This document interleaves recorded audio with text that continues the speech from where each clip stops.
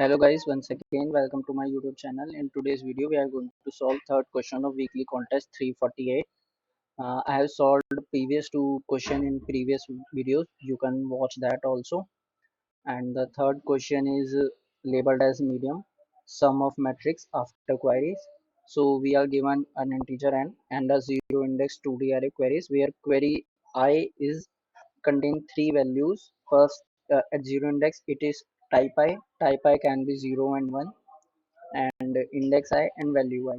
If I is 0, then we have to set the values in the row with index I to val I, and we have to overwrite any previous value. And if type I is 1, then we have to set the column with index I to val I, overwriting any previous value. And we have to return sum after integers in the matrix after all queries are applied.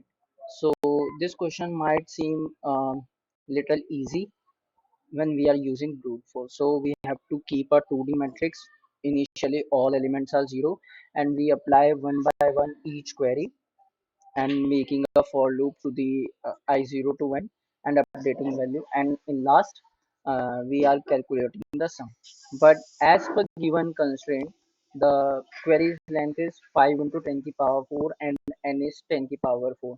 In the worst case, when all queries are of type 1, we have to traverse um, 5 into 10 to the power 4 into 10 to the power 4 times, which will give 5 into 10 to the power 8 iterations and in 1 second we can only solve 10 to the power 8 iterations, so it will about 5 seconds, which will give us TLE. So we can't use brute force approach.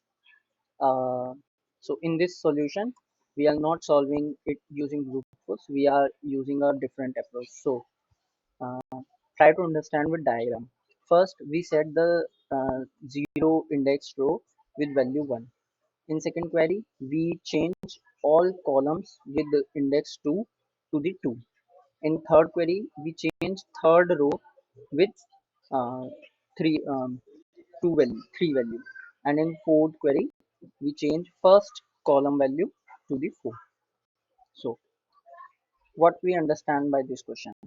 First, if we update this query, then if we are trying to update this column, or again this row, then all these value will be vanishes.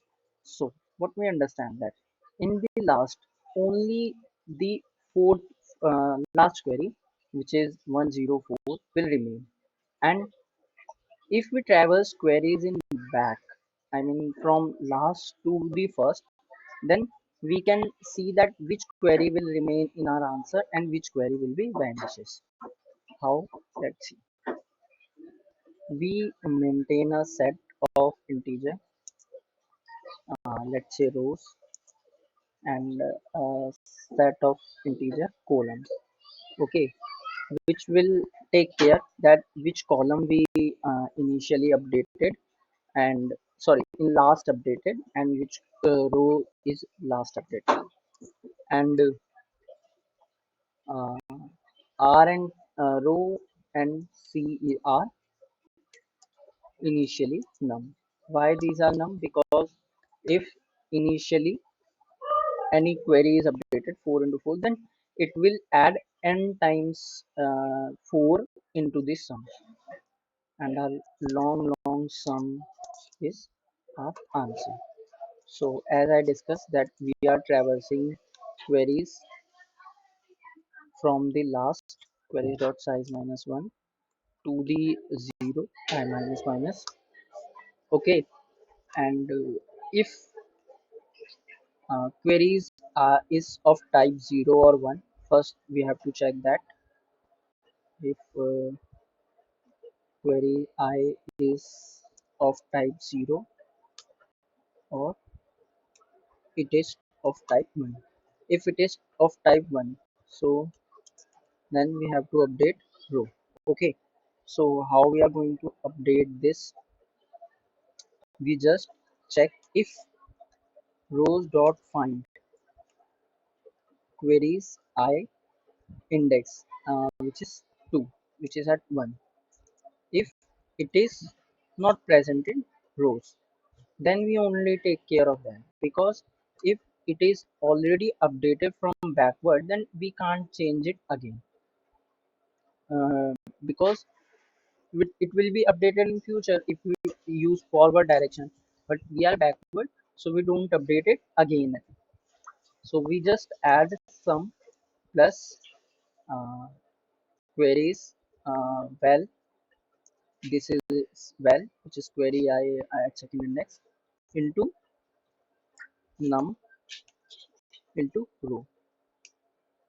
Okay, and we just decrease a col value, and also insert rows dot insert the index of queries, index of that row. Okay, and same work we have to do for column also. If cols does not find the column, then we add col and we decrease a row value, because if we update a column, then number of row will be decreased, not the column and cols.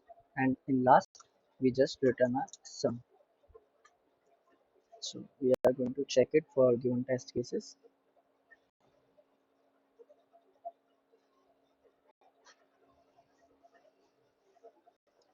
23 and 17, which are the answers for these test cases, and trying to submit it